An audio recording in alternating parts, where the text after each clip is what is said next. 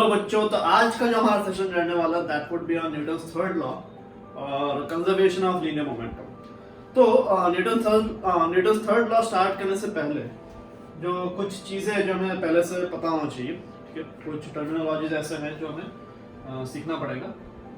तो सबसे पहले तो हम सिस्टम और सराउंडिंग के बारे में सीखेंगे, ठीक है। तो ये बहुत ज़्यादा यूज होने वाला है, ये दो टर्म्स आपके इस चैप्टर में। तो सिस्टम क्या होता है?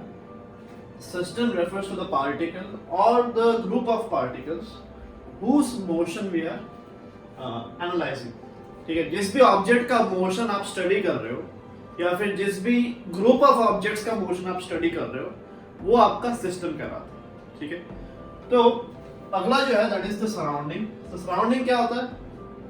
अपार्ट फ्रॉम द सिस्टम, जिस ऑब्जेक्ट का आप स्टडी कर रहे हो उसको छोड़ के आसपास की जितनी भी चीजें, in fact the entire universe apart from the object whose motion we are studying is called as the surrounding, ठीक है। तो जैसे ही आप सिस्टम और सराउंडिंग के बारे में सीखते हो, the next thing is to know about internal force and external force, ठीक है। तो इंटरनल फोर्स क्या होता है? The force which exists between the particles of the system.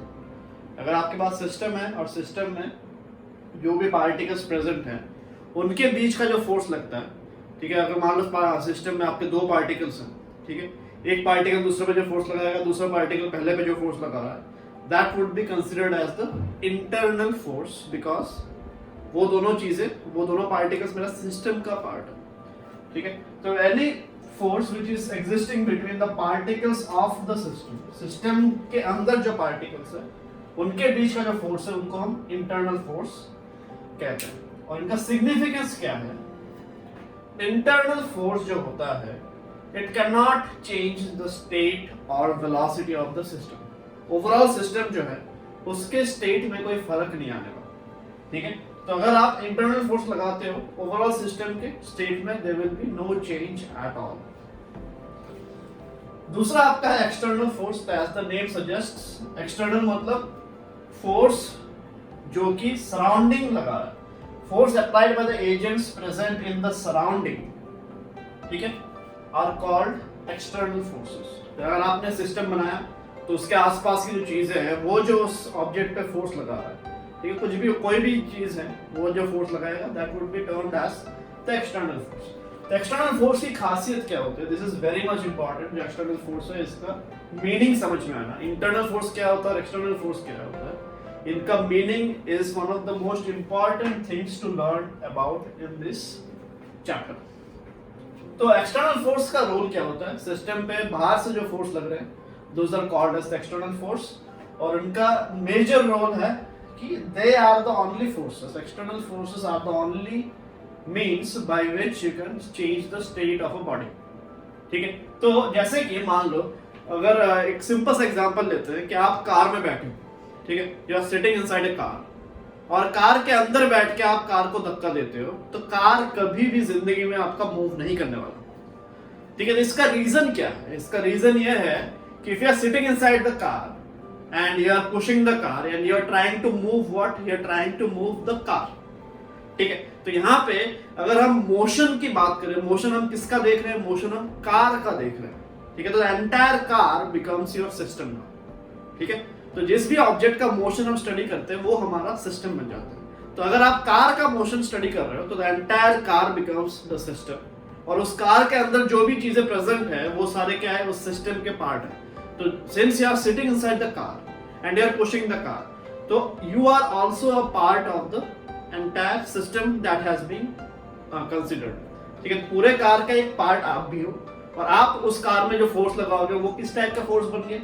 The moment you start pushing the car, you are yourself an internal agent of the car, ठीक है। तो you are a part of the system itself। तो आप जो force लगाओगे car पे वो कौन सा फोर्स होगा? That would be an internal force, ठीक है। तो सिंस इंटरनल फोर्स, सिस्टम मतलब कि जो आपका कार है उसके मोशन को वो इफेक्ट या उसके स्टेट को वो चेंज नहीं कर सकता। जिसका मतलब क्या है? कार अगर इनिशियली रेस्ट पे था, ठीक है, और आप कार के अंदर बैठे और कार को फिर आपने धक्का लगाया, जितना मर्जी आप धक्का लगा लो, ठीक है, कार जो है वो आपका अपने जगह से मूव नहीं करने वाला। क्यों नहीं करेगा? Because the force which you have applied is now an internal force, because you are yourself a part of the car. But the entire scenario changes if I move out of the car and push it from outside. तो जैसे ही आप car के बाहर आओगे और आप पीछे से कार को धक्का लगाओगे, तो अब जब मैं कार के मोशन को स्टडी करूंगा तो you are no longer a part of the car. आप कार के बाहर हो गए. समझ में आ रहा है ये चीज? तो आप जैसे ही कार के बाहर से पुश करना स्टार्ट करोगे, now the car will start to move, because now the force which the same person, जैसे कि the same person you have applied, will now be considered as an external force, and this external force, it can very well play the role of moving the car ahead. ठीक है?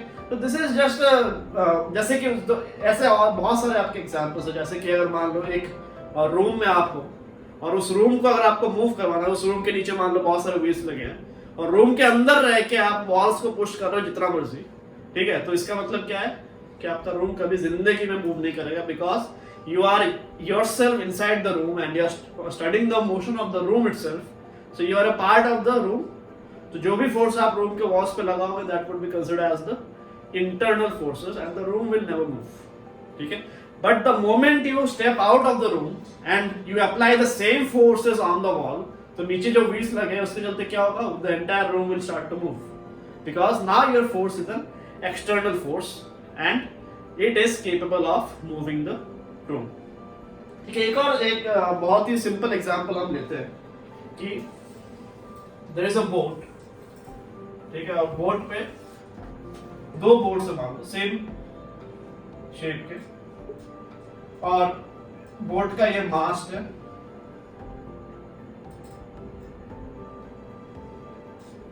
ठीक है?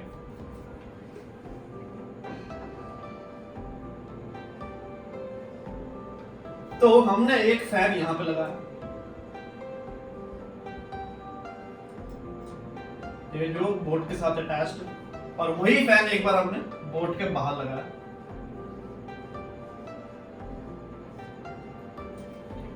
तो जैसे fan आपका घूमना start करेगा, कौन सा बोट मूव करे? अगर आपका ऐसा क्वेश्चन कोई पूछे, तो फैन मान लो बहुत ही हाई स्पीड फैन है, तो इस केस में बोट आपका मूव करेगा, बिकॉज ये फैन से जो भी हवा आएगा जब वो पुश करेगा, इस हवा का जो इस मास्ट पे जो भी फोर्स लगाएगा ये हवा, that will be considered as an external force, because fan is not a part of the boat. Fan एक एक्सटर्नल एजेंट है फॉर द बोट. ठीक है? अभी हम मोशन किसका देख रहे हैं? बोट का मोशन देख रहे हैं. तो बोट हमारा सिस्टम है, फैन बोट के बाहर है, तो ये हमारा क्या है? This is our surrounding now. तो ये सराउंडिंग जो फोर्स इस बोट पे लगा रहा है, ये क्या किस टाइप का फोर्स है? This is an external force. तो boat can very well move in this case. But अगर आप इस केस में आओ, यहाँ पे फैन से जो भी हवा लग रहा है वही सेम हवा जब बोट पे लगेगा, ठीक है? ये बोट आपका कभी भी मूव नहीं करने वाला, because the fan is now a part of the boat. तो ये जो भी फोर्स इस पे लगाएगा, ये आपका क्या बन जाएगा? Internal force. And internal force can not change the state of the system. मतलब कि पूरे बोट का स्टेट कभी भी चेंज नहीं होगा. अगर वो रेस्ट पे था, वो रेस्ट पे रहेगा जिंदगी भर, चाहे आप जितना मर्जी तेज आप फैन चला लो, बोट कभी नहीं मूव करेगा. ठीक है? तो these are few examples of internal and external forces, and the very understanding of internal force and external force is very much crucial कि इस चैप्टर में आपकी प्रॉब्लम सॉल्विंग स्किल्स कितने अच्छे होंगे, वो डिपेंड करता है इसी चीज पे कि how well you can identify internal forces versus external forces. ठीक है? तो अगला अभी हम देखेंगे, since we have learned system and surrounding and also internal and external forces, now we are capable of moving into the Newton's third law. ठीक है? तो अभी वही देखते हैं. तो अभी Newton's third law of motion देखते हैं. तो Newton's third law is very well known, very famous. ठीक है? तो न्यूटन्स थर्ड लॉ बोलने में जितना ही आसान होता है, उसको समझना उतना ही टफ रहता है स्टूडेंट्स के लिए. ठीक है? तो यहाँ पे न्यूटन्स थर्ड लॉ क्या कहता है कि every action has an equal and opposite reaction. ठीक है? तो यहाँ पे एक्शन और रिएक्शन से हम क्या मीन कर रहे हैं? एक्शन और reactions are nothing but forces. अगर आप एक ऑब्जेक्ट पे कोई फोर्स लगा रहे हो, वो ऑब्जेक्ट भी आप पे एक उतना ही इक्वल अमाउंट का अपोजिट डायरेक्शन में फोर्स लगाता है. This is what the Newton's third law is, ठीक है। तो बट यहाँ पे बहुत सारे इंट्रिकेट डिटेल्स भी आपके हैं। तो सबसे पहले हम देख लेते हैं कि इन एक्शन और रिएक्शन का जो पेयर बनता है उसके प्रॉपर्टीज क्या है। तो जो भी एक्शन और रिएक्शन होगा उनको ये तीन चीजें फॉलो करना इज अ मैंडेटरी थिंग। सबसे पहली चीज, action and reaction will always be equal in magnitude but opposite in terms of direction. Action अगर आपका टुवर्ड्स राइट है तो रिएक्शन हमेशा टुवर्ड्स लेफ्ट होगा, मैग्नीट्यूड दोनों का सेम होने वाला है। दूसरी चीज, this is the most important and one of the most misunderstood thing, ठीक है, जो स्टूडेंट्स में बहुत ज्यादा कंफ्यूजन रहता है, या फिर छोटे क्लास से भी जब आप सीख के आते हो तो वहां पे भी इस चीज को बहुत ही ज्यादा मतलब कि गलत तरीके से सिखाया जाता है कि action and reaction never act on the same body, ठीक है। तो एक्शन और रिएक्शन जो है, मतलब एक्शन एक फोर्स है, रिएक्शन उसका रेस्पॉन्स में जो फोर्स बनता है, ठीक है, ये दोनों फोर्सेस एक सिंगल बॉडी पे या एक सिंगल सिस्टम पे कभी नहीं होने वाला। कि एक्शन अगर किसी एक बॉडी पे लगता है तो रिएक्शन हमेशा किसी और बॉडी पे लगता है, ठीक है। तो छोटे क्लास में स्टूडेंट्स को एक बहुत ही कॉमन कंफ्यूजन रहता है कि हम चलते कैसे हैं, ठीक है। तो चलने के लिए हम ग्राउंड पे एक फोर्स लगाते हैं, ठीक है। अब स्टूडेंट के दिमाग में ये रहता है कि हमने since Newton's third law valid है तो हमने ग्राउंड पे जितना फोर्स लगाया, ग्राउंड ने हम पे उतना ही फोर्स लगा दिया और दोनों फोर्स मिलकर कैंसिल आउट हो गया, तो हम मूव कैसे करें, ठीक है। तो यहाँ पे यही चीज जो है, यहाँ पे गलती हमने क्या किया, जब छोटे रहते जब हम इस चीज को सोचते हैं तो यहाँ पे गलत हमने ये किया कि हमने एक्शन यानी कि जिस फोर्स से हमने ग्राउंड को पुश किया और रिएक्शन जितना फोर्स ग्राउंड ने हम पे लगाया, दोनों फोर्सेस को ही हमने अपने आप पे मान लिया। हमने ये माना कि जो फोर्स हम लगा रहे हैं वो भी खुद पे है, जो फोर्स ग्राउंड लगा रहा है वो भी खुद पे है, दोनों फोर्स कैंसिल आउट कर दिया और हमारा मूवमेंट जो है कैसे हो रहा है ये हमें समझ नहीं आता। तो the thing is action and reaction can never act on the same body. If you are pushing the floor, ठीक है, आपने जो फोर्स लगाया वो ग्राउंड पे या फ्लोर पे जाके लगा, ठीक है, आपका फोर्स फ्लोर पे लगा और जो फ्लोर ने फोर्स लगाया वो आप पे लगा, ठीक है। तो जो फोर्स आपने लगाया वो फ्लोर के लिए एक एक्सटर्नल फोर्स है, ठीक है, बट आपके खुद के लिए वो एक इंटरनल फोर्स है। सिमिलरली जो फोर्स ग्राउंड ने आप पे लगाया, ठीक है, वो फोर्स ग्राउंड के लिए इंटरनल है बट आपके लिए एक्सटर्नल है। अब क्वेश्चन ये है कि हम किस चीज को देख रहे हैं। द क्वेश्चन वाज कि हम चलते कैसे, तो we are analysing the motion of ourself. तो सिस्टम क्या है, we ourselves are the system, ठीक है। तो जो फोर्स हमने ग्राउंड पे लगाया उसको हमें कंसिडरेशन में नहीं लेना, बिकॉज वो हमारा इंटरनल फोर्स है। तो वो हमारे मोशन को, सिंस हम खुद सिस्टम है, वो हमारे मोशन को अफेक्ट नहीं करेगा। कौन अफेक्ट करेगा, जो ग्राउंड ने रेस्पॉन्स में फोर्स लगाया, ठीक है, ग्राउंड ने जो फोर्स आप पे लगाया, ठीक है, जो रिएक्शन है, that is the external force considering the system, यानी कि आपको कंसिडर करते हुए रिएक्शन फोर्स जो है that is the external force. तो जो फोर्स ग्राउंड आप पे लगा रहा है वही फोर्स आपको आगे मूव करवाने के लिए रिस्पॉन्सिबल होने वाला है। तो अगर आपसे कोई पूछे कि आप चलते कैसे हो ग्राउंड पे, तो उसका आंसर क्या होगा, वी पुश द फ्लोर, ठीक है, and in response the floor pushes us, ठीक है। The force which we apply on the floor is an internal force, so it has no role to play whatsoever in our motion.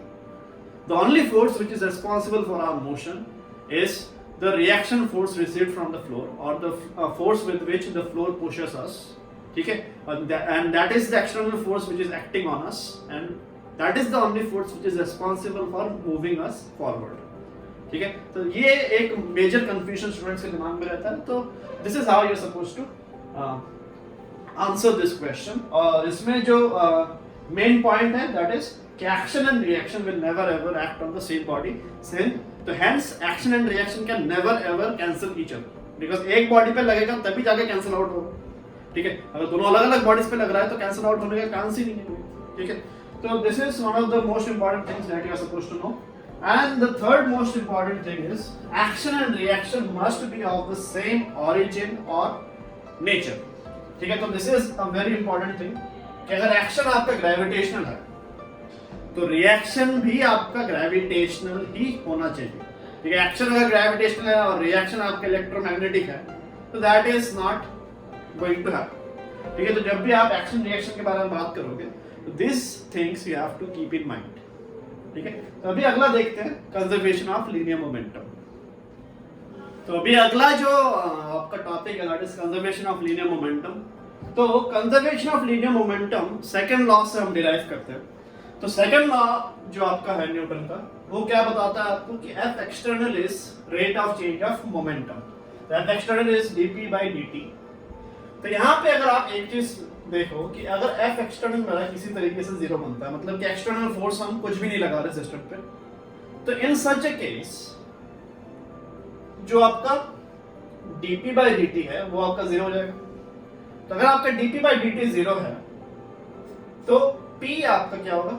अगर derivative zero है तो जिसका हमने derivative किया वो चीज क्या होता है? वो कांस्टेंट होता है, बिकॉज कांस्टेंट का डेरिवेटिव ही हमेशा जीरो होता है। तो we can say that since हमने p का डेरिवेटिव किया था, अगर dp by dt जीरो है तो we can say that p is equals to a constant. So therefore we can say if the p vector of a system remains unchanged if there is no external force being applied.